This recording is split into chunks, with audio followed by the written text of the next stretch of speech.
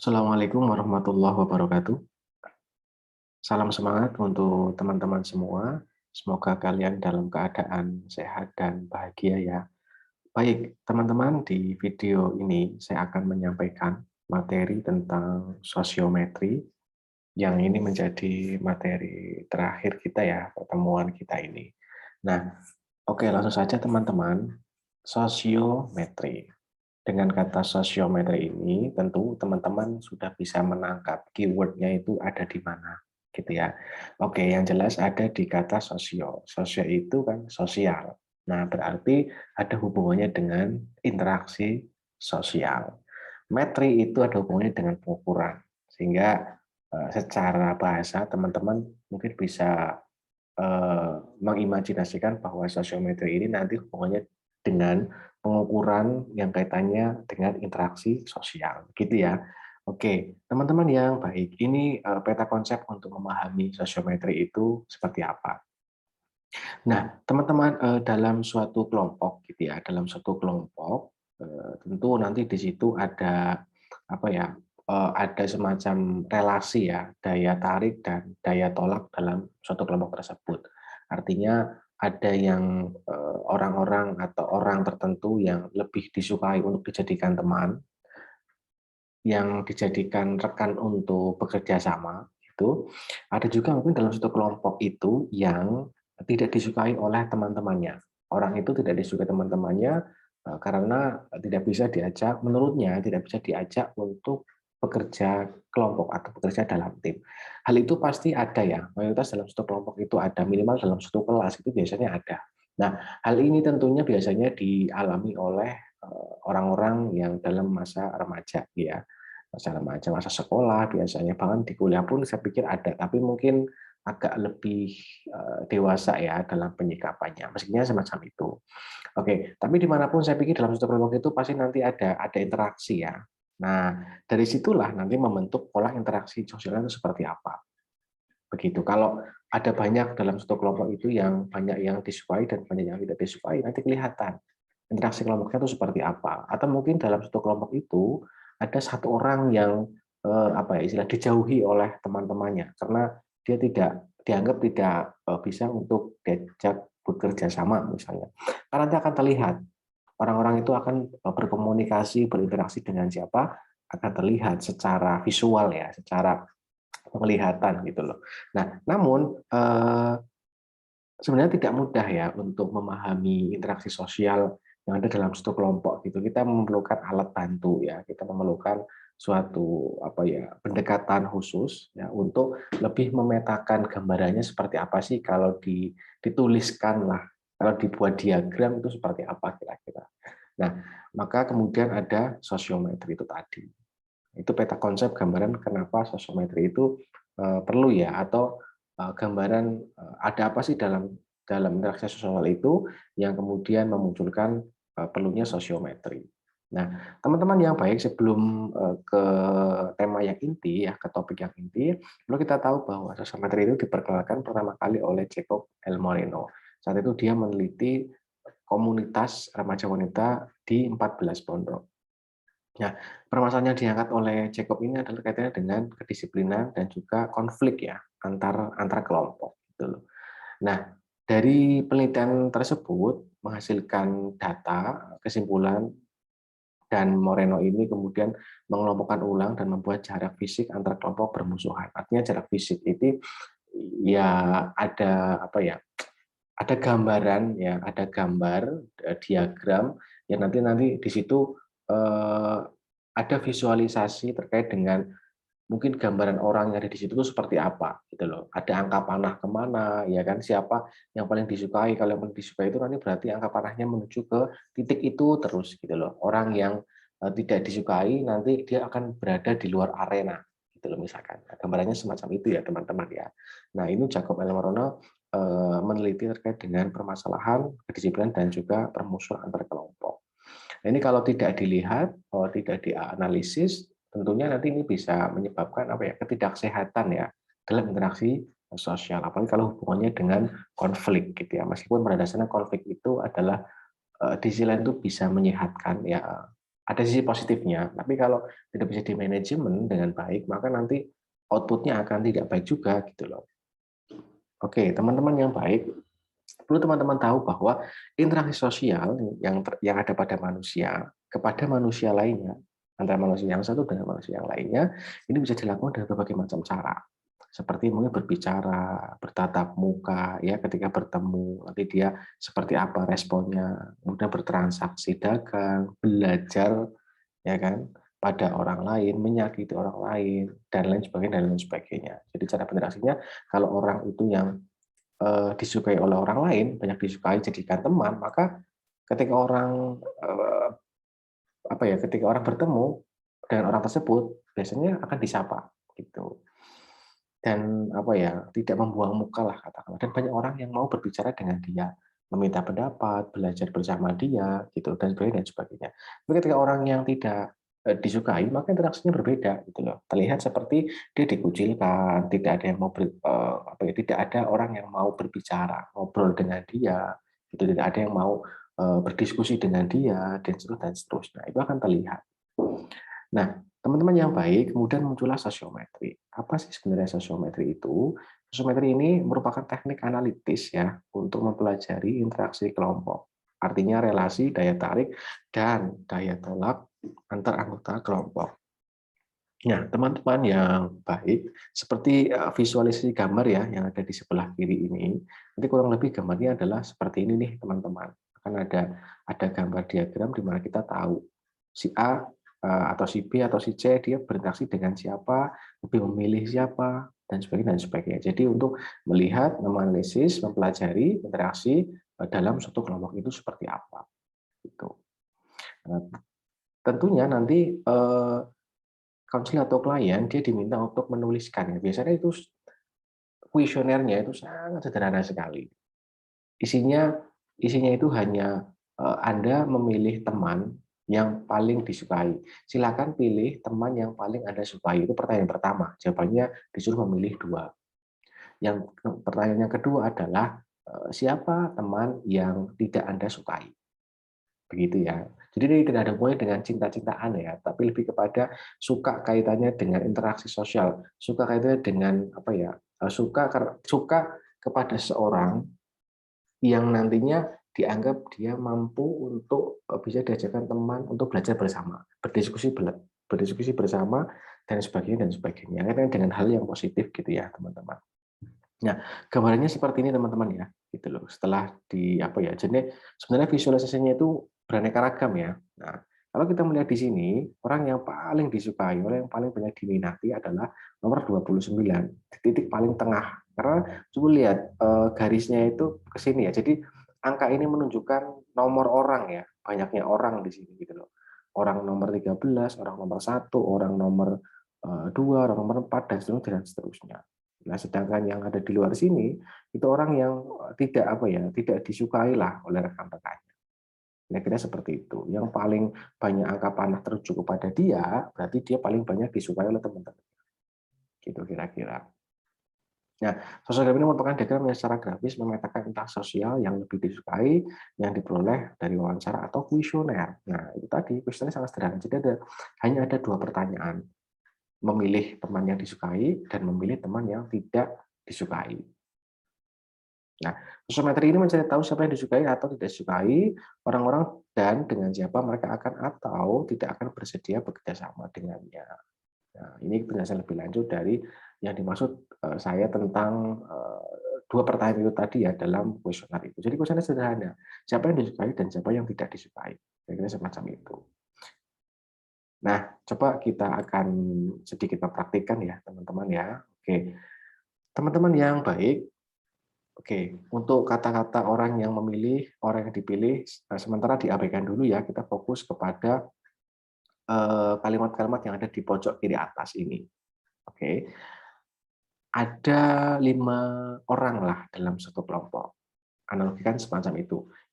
Ada 5 orang dalam satu kelompok, namanya adalah A, B, C, dan E. Oke, ada 5 orang. A tertarik pada B dan E. Jadi diminta memilih 2 orang yang paling disukai. Nah, si A itu memilih B dan E. Si B memilih A dan E, si C tertarik atau memilih D dan E, D memilih B dan E ya yang terakhir ini, E memilih A dan B. Oke, jadi masing-masing mereka itu memilih ya dua orang yang paling disukai. Oke, kita lihat gambarnya nih teman-teman. Ketika kita membuat tabel, nah tabelnya akan seperti ini. Abaikan kolom yang ada di sebelah kiri atas ini dan kiri bawah ini ya teman-teman ya. Ini sebenarnya tabel kosong nggak berfungsi. Oke, kolom yang A, B, C, D, dan E ini artinya adalah orang yang memilih. Si A, si B, si C, si D, si E. Oke, dan A, B, C, D yang sebelah atas ini adalah orang yang dipilih. Ini ada 5 orang, bukan berarti ada 10 orang ya teman-teman ya. Nanti saya akan jelaskan. A ini memilih B dan memilih E. Lihat, A tertarik pada B dan E atau A maksudnya adalah memilih B dan E. Kita lihat di sini, A memilih B dan E. Memilih itu angkanya 1, tidak dipilih 0. Ya, kenapa di sini 0? Karena dia tidak boleh memilih diri dia sendiri. A tidak boleh memilih A, kan 0 kan? Gitu. B pun sama. B ini tidak boleh memilih B, maka di sini 0. Begitu. Maka ini sportivitasnya sosial media itu seperti itu. Jadi dia tidak boleh memilih diri dia sendiri. Jadi dia harus memilih orang lain, bukan memilih diri dia sendiri. Oke. Kita lihat orang yang memilih si B ini memilih A ya dan E. Benar enggak? B memilih A ya kan? A di sini ke bawah A dan juga E. B memilih A dan E. Lihat ke atas. Oh, ternyata sama. Sekali lagi, C memilih D dan E. Betul tidak? Kita lihat di sini. C memilih D dan E. Nah, dan seterusnya sampai ke bawah ini, kemudian dibuat diagram seperti ini ya, teman-teman ya. Dibuat tabel seperti ini. Nah, nomor yang paling bawah di sini 2, 3, 0, 1, 4 ini jumlah. Nah, jumlah orang yang dipilih A, B, C, dan E, posisinya adalah sebagai orang yang dipilih ini, ya kan? A ada 2 orang yang memilih dia, yang memilih B ada 3, yang C tidak ada sama sekali, yang D hanya 1, dan yang E memilih E, ya kan? E itu dipilih oleh 4 orang, yaitu A, B, C, dan E. Kenapa di sini 0? Ya itu tadi, karena dia tidak boleh memilih diri dia sendiri. Maka di sini 0. Kan? Garisnya ke sini, E tidak boleh memilih E itu sendiri. Tapi E itu memilih A dan juga B. Gitu ya. Oke, singkat cerita, berarti orang yang paling banyak disukai adalah yang E. Karena apa? Ada 4 orang yang memilih atau menyukai dia. Gitu ya. Ini tabelnya nih, teman-teman. Kemudian kalau mau dibuat dia sosiogram itu seperti ini. Oke, untuk tulisan yang ada di sini ini sama dengan slide sebelumnya ya, teman-teman ya. A tertarik pada B dan E dan seterusnya sampai E tertarik pada A dan B. Coba kita lihat di sini. Oke, sekilas di sini ya teman-teman ya, itu yang paling disukai kan tadi E ya, ada 4 orang. Coba kita cek atas lagi. Oke. Yang paling memilih E paling banyak sendiri ya, E ya dipilih oleh teman-temannya ada 4 orang. Di sini terlihat angka panahnya itu tertuju kepada E semua. Ada berapa angka panah yang tertuju pada E? Ada 4 pasti. 1, 2, 3, dan 4. Oh, berarti E itu paling banyak disukai oleh teman-temannya. Cara membuatnya gampang ya, teman-teman ya. Coba kita akan latihan ya. A, A tertarik pada E dan E. A ini tertarik pada E, garisnya itu menuju kepada E, ya kan tertuju pada E, dan juga kepada B, garisnya tertuju kepada B. Oke. Nah, garis yang menuju ke A ini itu A dipilih sama 2 orang. Kita coba lihat ya, yang ada A-nya mana? Oh, B. B tertarik pada A, ya kan? Berarti B tertarik pada A. Oh, berarti dia sebenarnya ini garisnya itu bisa bisa ditambah satu lagi ya teman-teman ya.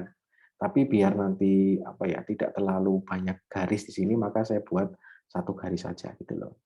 Nah, intinya semacam itu ya teman-teman ya. Jadi eh, A memilih B dan E, A ini memilih B dan E, garisnya ke B, menuju ke B, menuju kepada E. E di sini pasti memilih A karena ada garis ke sini ya.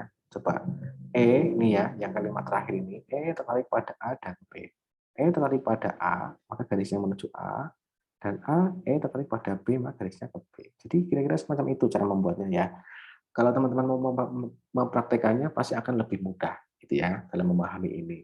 Nah, namun di sini saya juga ingin meminta teman-teman untuk mempraktikannya sendiri ya kan, dibuat dengan menggunakan kertas kosong lah gitu ya, dibuat menggunakan kertas kosong, soalnya adalah semacam ini.